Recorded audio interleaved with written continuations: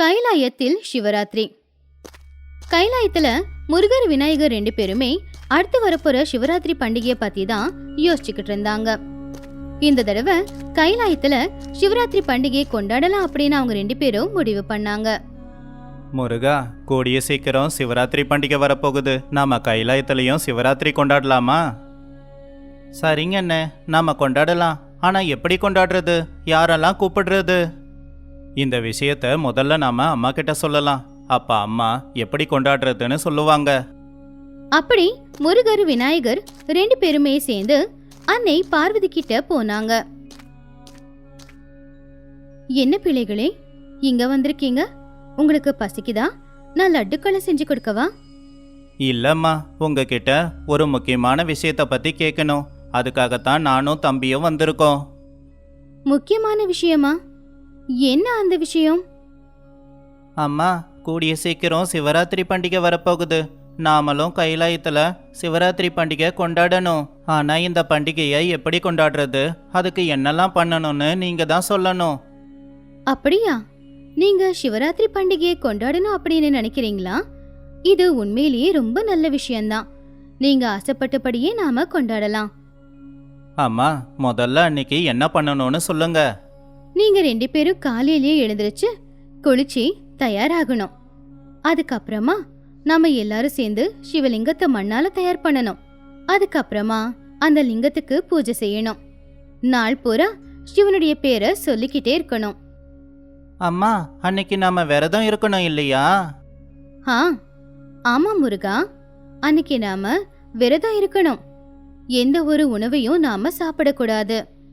எண்ணங்கள் எல்லாம் சிவன் மேலதான் இருக்கணும். ராத்திரி தான் உண்மையான பண்டிகையே தொடங்கும். ராத்திரி முழுக்க சிவனுடைய கதைகளை கேட்டுக்கிட்டு நாம தூங்காம இருக்கணும். அடுத்த நாள் காலையில மறுபடியும் நாம எல்லாரும் சேர்ந்து சிவனுக்கு பூஜை செய்யணும்.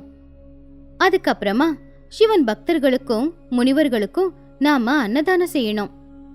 அதுக்கப்புறமா தான் நாம சாப்பாட சாப்பிடணும். அப்படி அன்னை பார்வதி சிவராத்திரி பண்டிகையை எப்படி கொண்டாடுறது அப்படின்னு பசங்க கிட்ட சொன்னாங்க.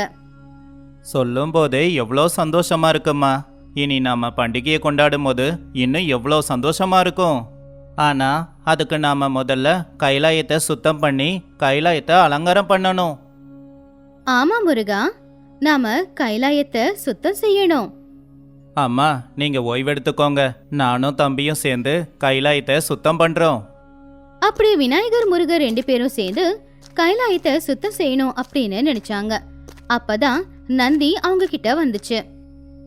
என்னாச்சு விநாயகா, நீங்க என்ன பண்ணிக்கிட்டு இருக்கீங்க? உங்களை பார்க்கும்போது ஏதோ பதட்டத்துல இருக்க மாதிரி இருக்கு. எதனா பிரச்சனையா? இல்ல, எந்த பிரச்சனையும் இல்ல நந்தி. நாங்க கைலாயத்துல சிவராத்திரி பண்டிகையை கொண்டாடலான்னு இருக்கோம். அதுக்கு முதல்ல கைலாயத்தை சுத்தம் பண்ணணும் இல்ல, அந்த வேலையைத்தான் நாங்க பார்த்துக்கிட்டு இருக்கோம். அப்படின்னா நானும் உங்களுக்கு உதவி செய்வேன். சிவனுக்காக எந்த வேலை செஞ்சாலும் அதுல நானும் இருப்பேன். அப்படி நந்தியும் முருகர் விநாயகர் கூட சேர்ந்து கைலாயத்தை 3 பேருமே சுத்தம் செய்ய ஆரம்பிச்சாங்க. எங்கேயும் கொஞ்சம் கூட அழுக்கு இருக்க கூடாதுன்னா ஒவ்வொரு இடத்தையும் நாம சுத்தம் செய்யணும். அப்படி விநாயகர் முருகர் 2 பேருமே சேர்ந்து நந்தி கூட கைலாயத்தை சுத்தம் செஞ்சுக்கிட்டு இருந்தாங்க. இப்படி இருக்கும்போது இந்த வேலைகளை எல்லாத்தையும் கவனிச்சுக்கிட்டு இருந்த சிவன் அவங்க பக்கத்துல வந்தாரு. என்ன பண்ணிக்கிட்டு இருக்கீங்க? கைலாயத்தை சுத்தம் செய்யணுங்கிற யோசனை உங்களுக்கு ஏன் வந்தது? அப்பா, சிவராத்திரி பண்டிகை வரப்போகுது இல்லையா? நானும் அண்ணனும் சேர்ந்து சிவராத்திரி பண்டிகை கொண்டாடலான்னு முடிவு பண்ணோம். அதனால முதல்ல கைலாயத்தை சுத்தம் பண்ணிக்கிட்டு இருக்கோம். எனக்கு ஒரு விஷயம் புரியலப்பா. ஒவ்வொரு பண்டிகைக்கு முன்னாடியும் ஏன் நாம வீட்டை சுத்தம் பண்றோம்? குடும்பத்துல நாம எங்க போனாலும் கடைசியில வரவேண்டியது வீட்டுக்கு தானே. வீடு தான் நம்மள ஒற்றுமையா வச்சுக்கிட்டு இருக்கு. புயல், மழை, வெயில்ல இருந்து நம்மள காப்பாத்துறது வீடு தானே. அப்படிப்பட்ட வீட்டை ஒவ்வொரு பண்டிகைக்கும் முன்னாடி சுத்தம் செய்யறது ரொம்பவே அவசியமானது. இதுக்கு பின்னாடி இன்னொரு அர்த்தமும் இருக்கு. ஒரு மனுஷன் எப்படி தான் வாழற வீட்டை சுத்தம் செய்யறானோ அதே மாதிரி அவனுடைய மனசையும் அவன் அடிக்கடி சுத்தம் செய்ய வேண்டியது இருக்கும். மனசுக்குள்ள எந்த ஒரு கெட்ட எண்ணமும் இருக்க விடக்கூடாது. அப்படின்னு சிவன் விநாயகர் முருகர் அப்புறம் நந்தி கிட்ட சொன்னாரு. இன்னொரு பக்கம் கொஞ்ச நேரத்துல விநாயகர் முருகர் நந்தி 3 பேருமே சேர்ந்து கைலாயத்தை சுத்தம் செஞ்சு முடிச்சிட்டாங்க.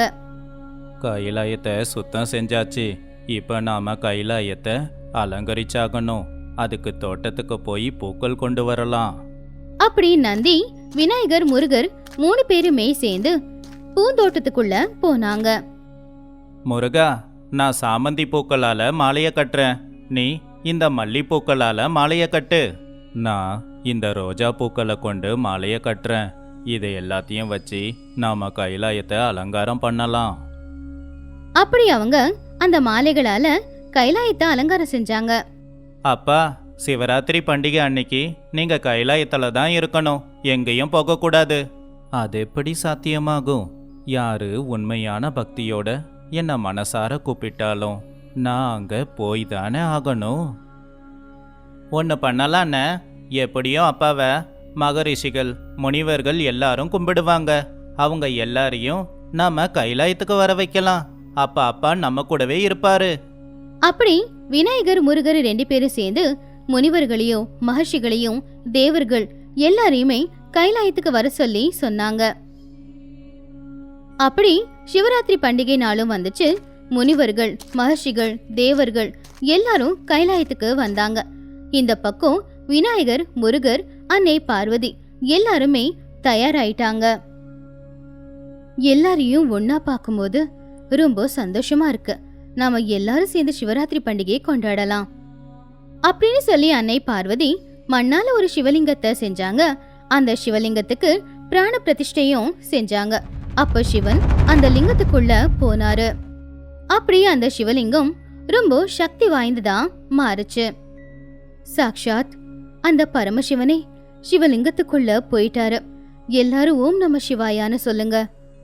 அப்படி தேவி பார்வதி சொன்னதுனால எல்லாருமே கையெடுத்து கும்பிட்டு லிங்கத்தை பார்த்து ஓம் நம சிவாயா ஓம் நம சிவாயான்னு சொல்ல ஆரம்பிச்சாங்க.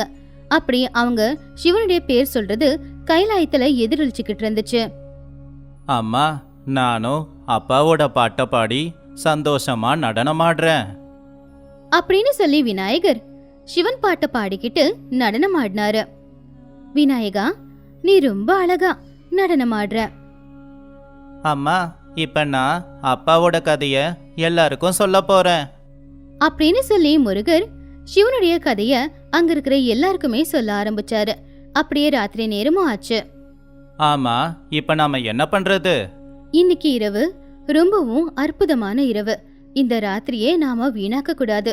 ஏன்னா இன்னைக்கு சிவனுடைய சக்திகள் ரொம்பவும் அபாரமா இருக்கும். இன்னைக்கு ராத்திரி முழுக்க நாம எல்லாரும் தூங்காம சிவநாம ஸ்மரணம் செஞ்சுக்கிட்டு இருக்கணும். நான் சிவன் சம்பந்தப்பட்ட பல கதைகளை உங்க எல்லார்கிட்டயும் சொல்ல விரும்புறேன் அப்படின்னு சொல்லி அன்னை பார்வதி சிவராத்திரி அன்னைக்கு ராத்திரி முழுக்க யாருமே தூங்காம அன்னை பார்வதி சிவனுடைய கதைகளை சொல்லிக்கிட்டு இருக்கத அவங்க கேட்டுக்கிட்டு இருந்தாங்க. எல்லாருமே ரொம்பவும் கவனமா அந்த கதைகளை கேட்டாங்க. அப்படி அன்னைக்கு ராத்திரியும் முடிஞ்சு போச்சு. அதுக்குள்ள விடிஞ்சிடுச்சா? ஆனா இப்பதானே நாம தூங்காம இருக்கணும்னு நினைச்சோம். அவ்வளவுதான்.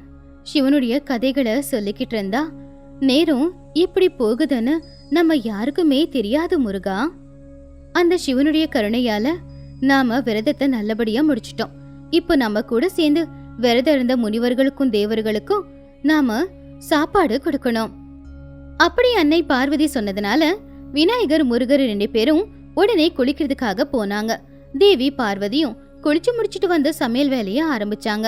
அப்படி எல்லாரும் சேர்ந்து சமையல் செஞ்சுக்கிட்டு இருந்தாங்க. பிள்ளைகளே, எல்லாருக்கும் முதல்ல உணவை பரிமாறுங்க.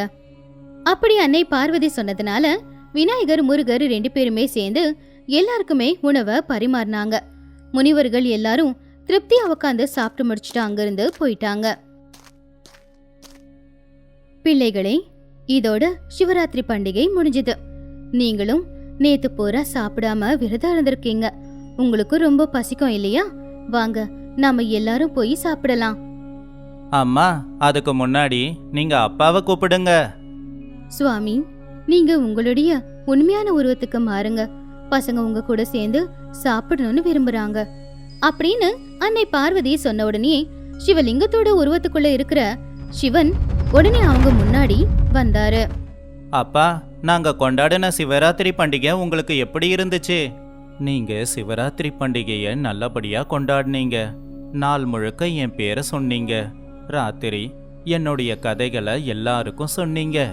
அதுக்கப்புறம் இப்போ நிறைய முனிவர்களுக்கு அன்னதானம் கொடுத்துருக்கீங்க. நீங்க செஞ்சது ரொம்பவே நல்லா இருந்தது. அப்படி சிவன் விநாயகர் முருகர் 2 பேரையுமே பாராட்டினாரு. அதுக்கப்புறம் எல்லாரும் ஒன்னா உக்காந்து சாப்பிட்டாங்க.